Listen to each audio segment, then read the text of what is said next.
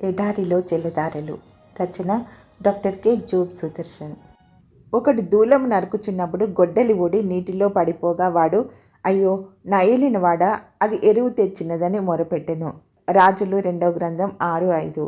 Elisha శిష్యులు వేరొక స్థలం నిర్మించుకోవాలనే తలంపుతో యోర్దాను నది ప్రాంతానికి వెళ్ళి మ్రాణులు నరికి తెచ్చుకోవాలనుకున్నారు. తమ గురువుగారు కూడా వస్తే బాగుంటుందని భావించి ఆ విషయం ఎలీషాతో చెప్పారు. ఎలీషా సరేనని చెప్పి వారితో బయలుదేరాడు. చెట్టు నరుకుతుంటే గొడ్డలి నీటిలో పడిపోయింది. ఎలీషా కొమ్మ ఒకటి నరికి నీళ్లలో వేయగా నీళ్లలో మునిగిన గొడ్డలి పైకొచ్చింది. ఈ సంఘటన మనకు గొప్ప ఆధ్యాత్మిక సత్యాలను నేర్పిస్తున్నది. గొడ్డలి బరువైన ఇనుప లోహంతో చేసింది. అది ఒక వ్యక్తి పొరపాటు మూలంగా నీళ్లలో పడిపోయింది. గొడ్డలి మనిషి మోస్తున్న పాపభారానికి సంకేతంగా ఉంది. ప్రయాసతో మనిషి ఈ భారం జీవితకాలమంతా మోసుకు తిరుగుతున్నాడు.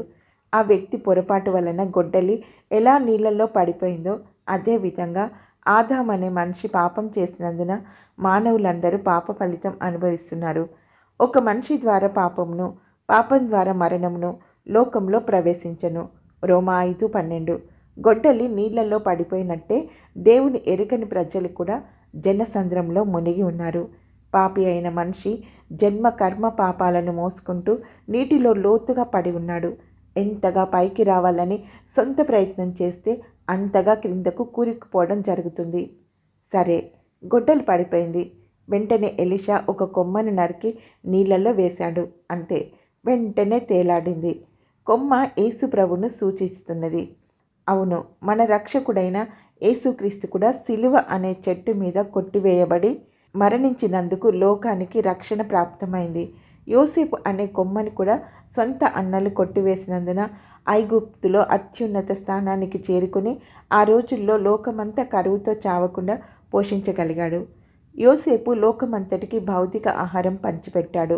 యేసు ప్రభు అయితే తన శరీరాన్నే మన కోసం విరిచి ఆహారంగా ఇచ్చాడు.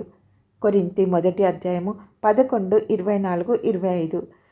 రొట్టె ద్రాక్ష రసాలను చిహ్నంగా ఇస్తూ ఇది నా శరీరము, నా రక్తం అని చెప్పాడు ప్రభు.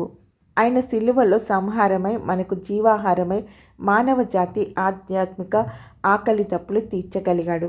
గోధుమ గింజ భూమిలో పడి చస్తే మరి ఎక్కువగా ఫలిస్తుంది. యేసు ఫలించాలంటే చనిపోవలసి వచ్చింది. యేసుక్రీస్తు మరణించాడు. నీవు నేను కూడా లోకం విషయంలో చనిపోయి క్రీస్తు విషయం జీవించాలి. చిగురు అను నా సేవకుని నేను రప్పింపబోచున్నాను. జకర్యా 3:8. చిగురు అంటే కొమ్మ, యేసుక్రీస్తే.